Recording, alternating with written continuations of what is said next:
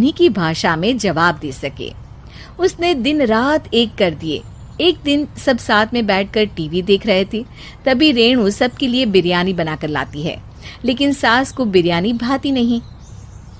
कौवा करता काऊ काऊ, चिड़िया बोलती ची ची, इतना खराब बिरयानी बनाई है कि मुंह से निकले छी छी। बस इसी मौके का तो बहू को इंतजार था, क्योंकि अब बहू सास को उसी की भाषा में जवाब देने के लिए तैयार थी। माँ जी, हमको अपनी ये बेकार शायरी ना सुनाइए, जैसी भी बनी है बिरयानी चुपचाप खाइए। ससुर जी और रेणु के पति ने रेणु का जवाब सुनते ही जोर से ताली बजाई, और सास ने जब रेणु का शायराना जवाब सुना तो उनके गले में बिरयानी अटक गई। बहू ने एक और शायरी का तीर छोड़ा। शायरी में बहू के सामने सास हो जाएगी ढेर, क्योंकि सास मारेंगी एक शेर तो बहू मारेगी 1.25 शेर। सास को छोड़ के सब वाह वाह करने लगते हैं।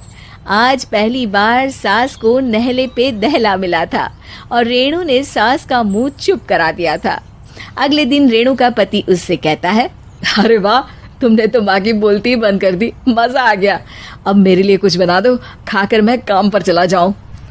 शायरी ही है मेरा जीवन, वही करूंगी जी भर के, नौकरानी रख लो कोई, काम नहीं करूंगी मैं घर के।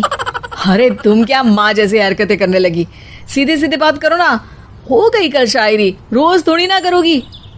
शीशी भरी गुलाब की पत्थर पे फोड़ दो, जो मुझे शायरी से रोके उसके कान मरोड़ दो। पति घबराकर वहां से चला जाता है और बाहर उसके पिताजी के पास जाकर बैठ जाता है। दोनों अपनी बीवियों की शायरी से परेशान है। ससुर को पछतावा होता है कि क्यों उसने बहू को सास की भाषा में ही जवाब देने का आइडिया दिया। अब तो घर में 2 शायर हैं।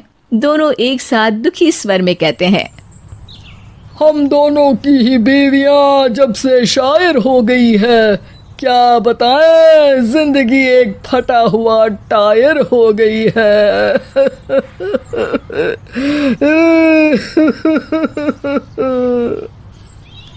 हम दोनों की ही बीवियां जब से शायर हो गई है, क्या बताएं, जिंदगी एक फटा हुआ टायर हो गई है।